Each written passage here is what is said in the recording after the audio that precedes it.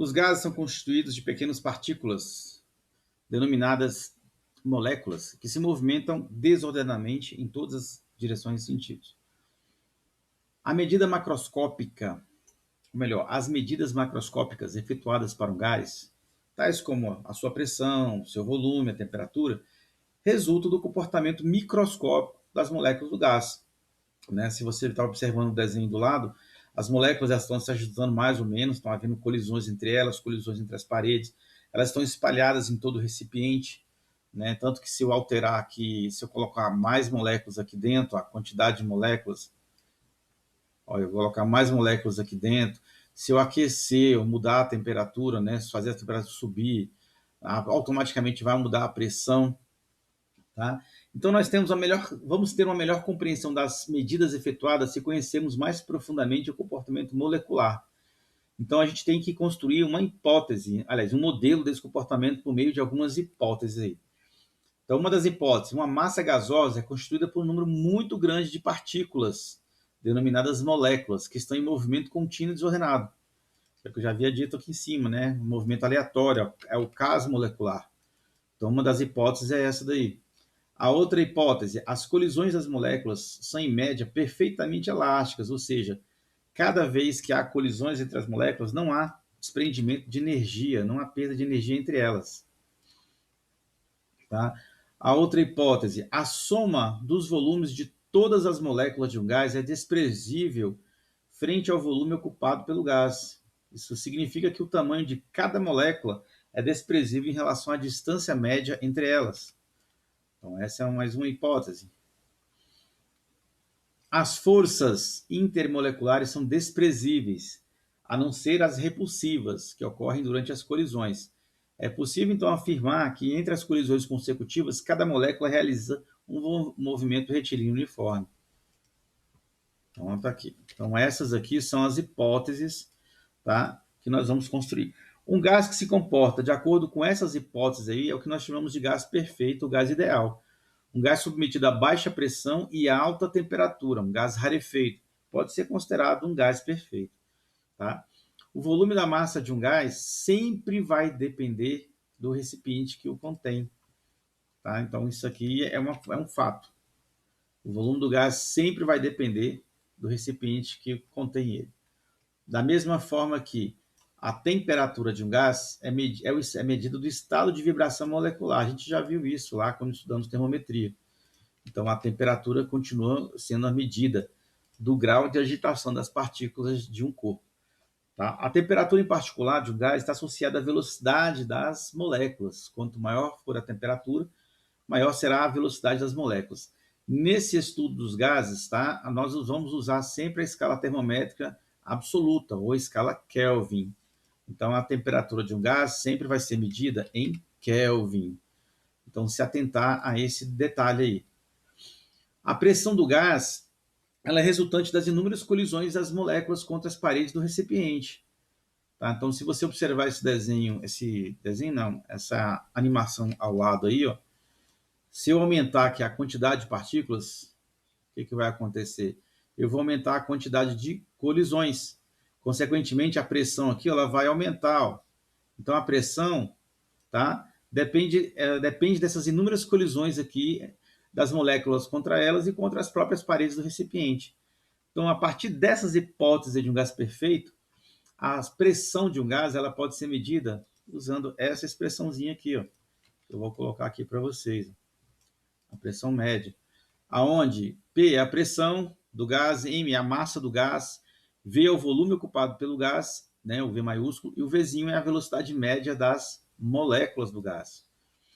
Bom, a densidade do gás, nós vamos também trabalhar com ela de vez em quando aqui, né? Como a densidade lá no primeiro ano, né?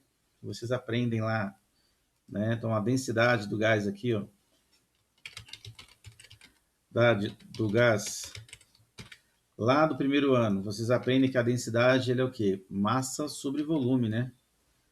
Massa sobre volume. Então, eu posso reescrever aquela equaçãozinha lá da pressão da seguinte maneira. Então, a pressão também pode ser encontrada como um terço da densidade vezes o quadrado da velocidade, das médias das partículas, né? Bom, nós vamos usar aqui várias unidades de medida, né? Mas as mais usuais, quando a gente trabalha com gases, são essas aqui, ó.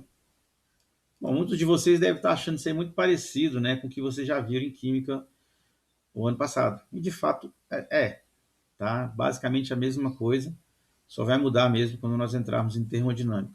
Então, todas aquelas equações que vocês viram em química, a equação de Clapeyron, né, também será válida aqui. Equação geral dos gases. Então, nós temos aqui a equação de Clapeyron, por exemplo. Tá aqui, ó, PV igual a nRT, onde, né, onde P é a pressão, V é o volume, N é o número de mols, R é a constante universal dos gases, né, cujo valor nós temos dois valores aí, vai depender das variáveis que nós estamos, das unidades de medida que nós estamos usando, né, e N é o número de mols contido no gás. E o número de mols é o que? A massa da amostra vezes sobre a massa da substância. Então está aqui o número de mols. Tá? Então a parte que nós vamos mesmo trabalhar é essa daí, que é muito parecida com química. Bom, como as moléculas do gás aqui, ó, elas estão se movimentando, e elas se movimentam por quê? Porque elas têm uma energia, né, agregada. Então a energia agregada de cada molécula, a soma dessa energia, nós chamamos de energia interna de um gás. Então a energia interna de um gás, representada pela letra U, corresponde à energia cinética média de suas moléculas. Tá? Então esse movimento aí, essa velocidade que tem no gás, se deve à sua energia interna. E essa energia interna é um fator que nós vamos precisar aqui também. E a energia interna de um gás, mesma coisa que você já visto na química, ela vale 3 meios de nRT. Lembrando que N é o número de mols, R é a constante universal dos gases e T é a temperatura. Tá? Então, bom, aí essa parte é basicamente química, né? Então, o gás, ele sofre transformações quando há mudanças suas variáveis de estado. No caso, temperatura, volume e pressão. Tá? Então, quando há mudança das variáveis de estado, né, vai haver mudança, o gás vai haver uma transformação. Isso quer dizer o seguinte, então você tem um gás aqui, no estado A, então ele vai ter uma pressão nesse estado, ele vai ter uma temperatura nesse estado e vai ter um volume nesse estado. Se houver a mudança de uma dessas variáveis aqui, tá, ou de todas elas, esse gás sai do estado A e vai para um outro estado, que nós chamamos de B. Nesse outro estado, ele vai ter uma outra pressão, uma outra temperatura e um outro volume, tá? Então, quando há essa mudança, né, de estado, significa que as variáveis de estado sofreram alterações aí. Então, essas variações, elas obedecem à lei geral dos gases, que me diz que a pressão no estado A vezes o volume no estado A sobre a temperatura no estado A é igual à pressão no estado B vezes o volume no estado B sobre a temperatura do gás no estado B. Então, isso aqui, ó, é a equação geral dos gases. Então, vou botar aqui a equação geral dos gases. Agora, em algumas situações, uma dessas variáveis aqui se mantém constante. Então, nós vamos ter transformações distintas acontecendo aí. Tá? Então, por exemplo, quando a temperatura ela é constante, tá? A temperatura do gás se torna constante, ela é mantida constante. Então, aqui no caso, ó, vamos colocar aqui a temperatura, ela é constante. O que vai acontecer? O gás continua saindo de um estado A, porém a temperatura nesse estado é T, a pressão dele eu vou chamar de PA, volume VA, aí ele vai para um outro estado, que eu vou chamar de B, porém a temperatura ela é a mesma, só que a pressão vai mudar e o volume vai mudar. Então, nesse caso, eu tenho uma transformação isotérmica. Então, a equação geral dos gases ela vai se reduzir simplesmente a PA, VA, quer dizer, pressão e volumes iniciais tem que ser igual ao produto da pressão e o volume no estado final. Se eu fosse colocar isso aí num gráfico para observar o que estaria acontecendo, eu teria um gráfico parecido com esse aqui da minha imagem aqui do ladinho, tá? Um gráfico pressão por volume. Observa que aqui no caso em questão, eu tenho uma curva aqui, ó. Essa curva, que eu vou até achurar ela aqui de amarelo mesmo, essa curva aqui, ó, a gente chama ela de isoterma. Então, essa curva aqui, ó, nós chamamos de isoterma. Então, a temperatura em qualquer mudança de estado ao longo dessa curva, ela é sempre a mesma. A temperatura aqui, ó, ela é sempre constante. Tá? Por outro lado, se ao invés da temperatura se manter, agora é a pressão que se mantém, nós temos uma transformação do tipo isobárica. Então, o raciocínio é o mesmo. Tá? Um gás está no estado a uma temperatura que eu vou chamar de TA, a pressão P e um volume VA. Então, aqui é o estado inicial. Aí esse gás sofre uma transformação, muda seu estado, então mas a temperatura dele se altera, porém a pressão se mantém e o volume também se mantém. Nesse caso em particular aqui, o que está acontecendo? A pressão está se mantendo constante.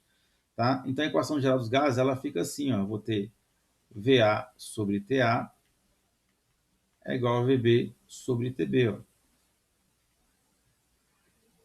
Da mesma forma, se eu for pegar essa expressão aqui, numa transformação de uma massa, dada massa gasosa, sob pressão constante, o volume é sempre proporcional, diretamente proporcional à temperatura absoluta. Se eu for colocar isso aí num gráfico, eu vou ter um gráfico dessa forma, que já, ao invés de uma curva, né, eu vou ter uma reta.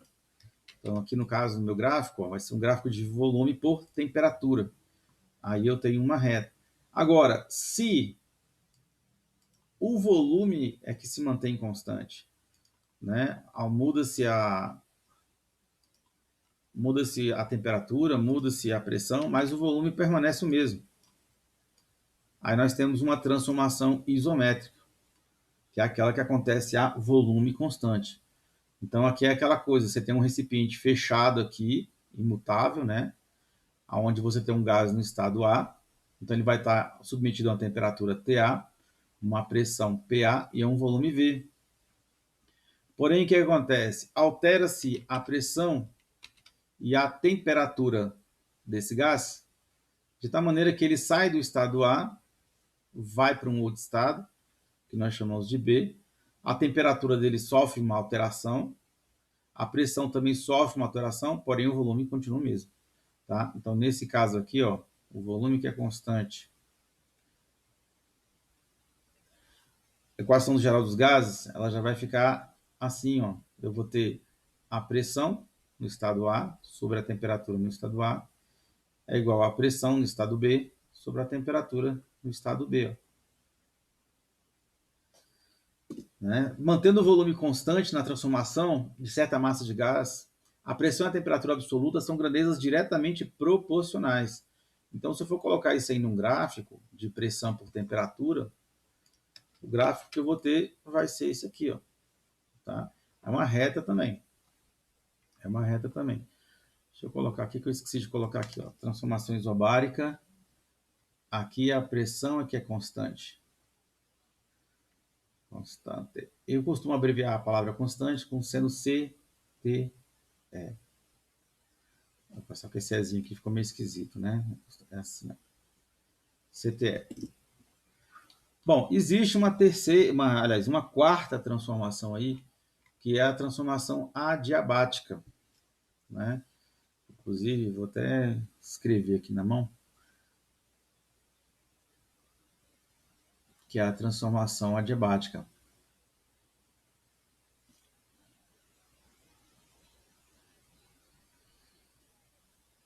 A transformação adiabática é aquela na qual as três variáveis de estado elas vão mudar.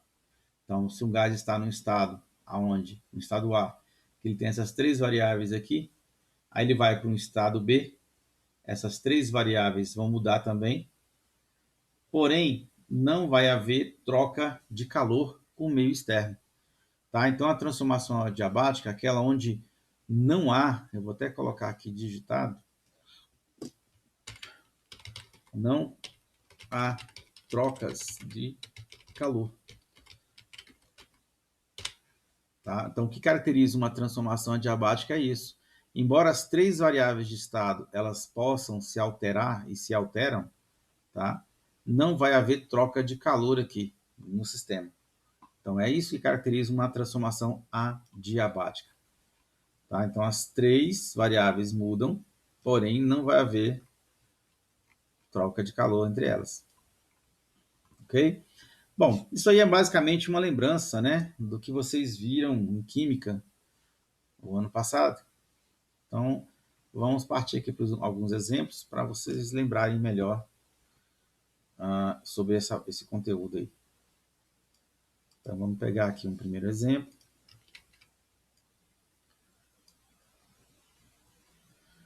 Então, deixa eu aumentar aqui. Lembrando que isso aqui vai estar disponibilizado. Então, tá. Então vamos lá. Um exemplozinho aqui. Ó. Certa massa de um gás perfeito ocupa um volume de 2 litros sob pressão de 3 atmosferas a uma temperatura de 27 graus Celsius. Determine o volume ocupado pelo gás se a pressão for reduzida para 1 atmosfera e a temperatura for elevada para 327 graus Celsius. Tá, então vamos lá. Então no estado inicial, né, vamos colocar aqui, ó. Vou até colocar aqui, ó, estado inicial. Então a pressão era de 3 atmosferas, de acordo com o anunciado. O volume era de 2 litros e a temperatura de 27 graus Celsius. Só que eu tenho que transformar isso aqui para Kelvin. Transformar Celsius para Kelvin, basta somar 273. Então, isso aqui vale 300 Kelvin. Tá? No estado final,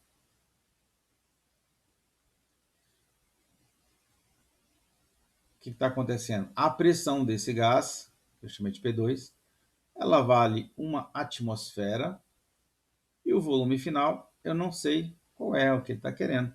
A temperatura final, de acordo com o anunciado, é 327 graus Celsius.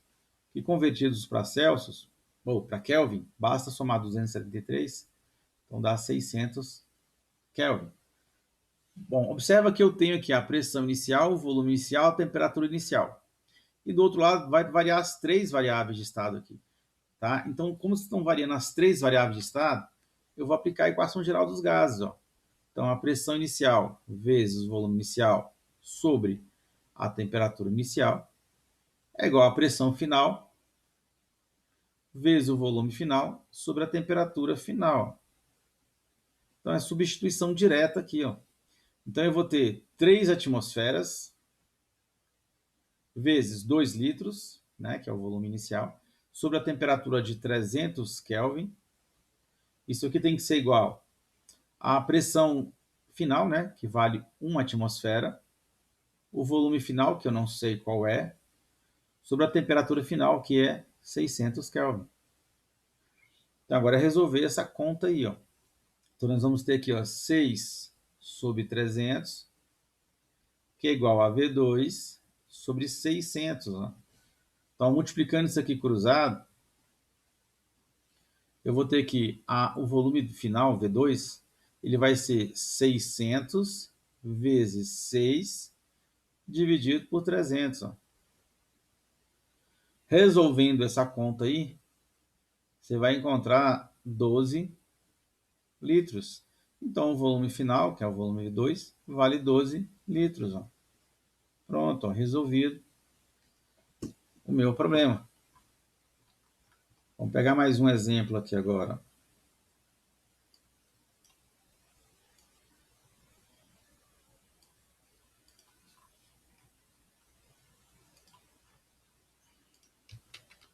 Vamos pegar esse exemplozinho 2 aqui. Ó. Um gás perfeito sofre a transformação AB indicada no diagrama abaixo. Tá aqui é o diagrama. Determina a relação TA dividido por TB entre as temperaturas absolutas do gás no estado A e B. Então vamos aqui, ó, no estado A. Bom, no estado A do gráfico, que é esse pontinho aqui, ó, eu tenho a pressão, que é 3 vezes 10 à quinta. Então a pressão aqui ó, no estado A ela é 3 vezes 10 a quinta Newton por metro quadrado. O volume no estado A é 2 litros. Então, o volume no estado A vale 2 litros. A temperatura no estado A eu não sei, ele não deu. Então, deixa TA. Agora, no estado B, o estado B já é esse pontinho aqui. Ó. A pressão vai ser 5 vezes 10 a quinta Newton metro quadrado. Então, a pressão no ponto B ó, é 5 vezes 10 a quinta Newton metro quadrado. O volume no estado B está aqui, ó, é 4 litros. E a temperatura, eu não sei, ele não me disse qual é. Então, observa que as três variáveis de estado elas estão mudando.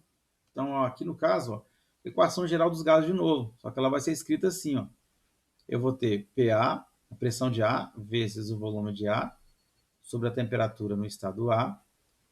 Quer dizer, isso aqui inicial, né, tem que ser igual ao final.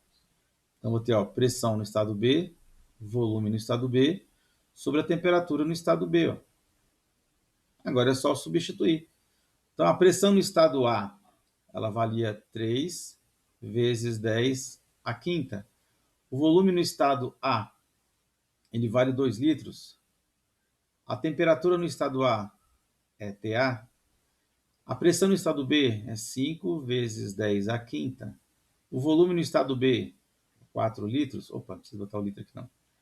A temperatura no estado B é TB. Ó. Bom, como aqui eu tenho um produto divisão e tudo é uma igualdade, esse 10 a quinta pode ir embora com esse 10 a quinta aqui. Ó.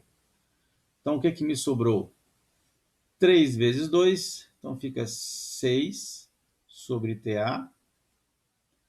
5 vezes 4, que é igual a 20 sobre TB. Ó. Aqui eu vou pegar esse TA aqui, está dividindo, vou passar para cá. Ó. E vou pegar esse 20 que está aqui em cima e vou passar para cá dividindo. Porque o que ele está querendo é TA sobre TB. Ó. Então vai ficar assim. Ó. Vai ficar 6 sobre 20 é igual a TA sobre TB. Ó. Não alterei a matemática aí. Então a razão entre a temperatura do estado A e a temperatura no estado B vai ser ó, 6 sobre 20. Simplificando isso aí, ó, o máximo que for possível, né? Vai ficar 3. A gente pode dividir o 6 por 2, né? Então vai ficar 3. O 20 por 2 dá 10. Ó. Então a razão ou relação entre TA, temperatura no estado A, e a temperatura no estado B, vale 3 décimos. Ó. Pronto. Tá? A física do meu problema é até o momento que eu interpretei e identifiquei como eu ia resolver, o resto é matemática. Vamos pegar mais um exemplozinho aqui, ó. Vou pegar mais um exemplozinho aqui, deixa eu ver. Bom, vamos lá pegar mais um exemplozinho aqui para a gente ver como é que está se processando as coisas aqui. Então vamos lá. Vamos pegar esse exemplozinho aqui da massa específica. Deixa eu só localizar ele aqui agora.